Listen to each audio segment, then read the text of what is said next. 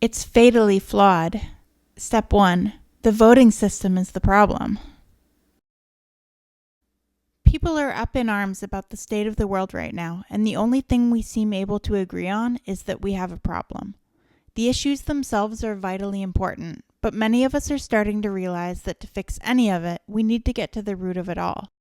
We need to be able to work together and make collective decisions that represent the will of the people. Election reform is a big field, and there are a number of ways that we could patch things up, but we're going to focus on just one thing here in this video.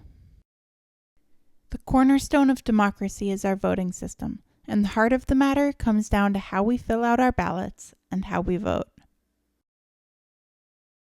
Imagine if everyone could just vote their conscience without worrying about what everyone else was going to do. What if we knew that our votes would make a difference, even if our favorite couldn't win? What if our voting system was fair and impartial and didn't give anyone an unfair advantage? Our current voting system, plurality voting, fails at all these measures, and in fact, it's one of the worst, least accurate, and least representative voting systems out there. It's basic bad design, and we can do better. A major fatal flaw with our current voting system is wasted votes. Voter turnout is abysmally low, and when you go out and talk to people who say they didn't vote, you get an earful. The system is rigged. We already know who's going to win. Oregon always votes blue anyways. I can't stomach voting for the lesser of two evils. The candidates are two sides of the same coin. Many people respond that voting is our civic duty, which is true, but there's also a lot of truth to these statements. So let's go over a few of the ways that plurality voting can waste your vote. Number 1. Partisan primaries, especially closed primaries like we have in Oregon, exclude tons of voters who don't consistently identify with either major party. Nationally, that's almost half of voters, and here in Oregon, it's around a third. Independent or nonpartisan voters are the largest voting bloc, but if their candidates don't run as Democrats or Republicans, they don't have a chance because voters know that it's not safe to vote their conscience. Number 2.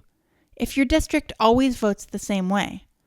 If you live in a safe district where one party always wins, then the election is consistently decided in the primary.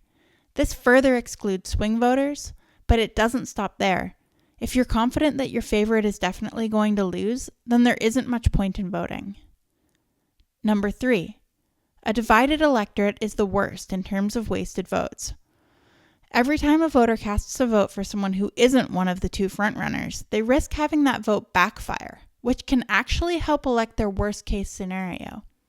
This phenomena leads to all kinds of strategic voting, bullying those that won't fall in line, and even non-representative outcomes, where the candidate who was the clear favorite loses. The whole point of an election is to find out which candidate has the most support, but sometimes an election fails to do that. Many voting systems have an Achilles heel, and for our system, the fatal flaw comes into play anytime there are 3 or more candidates in a race. The more candidates, the more likely we are to elect the wrong winner. The problem is that any voter who likes more than one candidate is at a huge disadvantage because they can only vote for one or the other. Unless voters in each camp come to a consensus on where to put their muscle, they can end up divided and conquered. Voters learn the hard way that it's not safe to vote their conscience and that they have to vote for the lesser of two evils. In election jargon, this is called the spoiler effect. This divide and conquer scenario happened recently in the 2016 Republican primary. The primary had a lot of viable candidates, and at the beginning of the race it was hard to tell who the frontrunners were. This is an oversimplification, but on one side there were a lot of party line Republicans like Ted Cruz, Marco Rubio, Jeb Bush, and John Kasich. They had their differences, but many of their supporters overlapped and would have preferred any of them.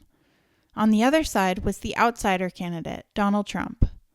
Party line Republicans were a much bigger group than the Trump supporters, but since they didn't unite against him, their support was splintered. Trump probably would have lost to any one of them in a one-on-one election, but with them all divided, he was able to win even though he was only preferred by around a third of Republicans at the start of the primary. As the primary progressed and it became clear who the frontrunners were, voters got more and more strategic. Instead of voting for their favorite, people voted for the frontrunner that they preferred, but it was too late and the vote was already split. For democracy to work, we need a voting system that lets everyone vote their conscience and that elects the candidate with the most support, even in elections with lots of candidates. Outsiders like Trump, Bernie, Stein, and Johnson deserve a fair shot, but if they don't run major party, they don't stand a chance.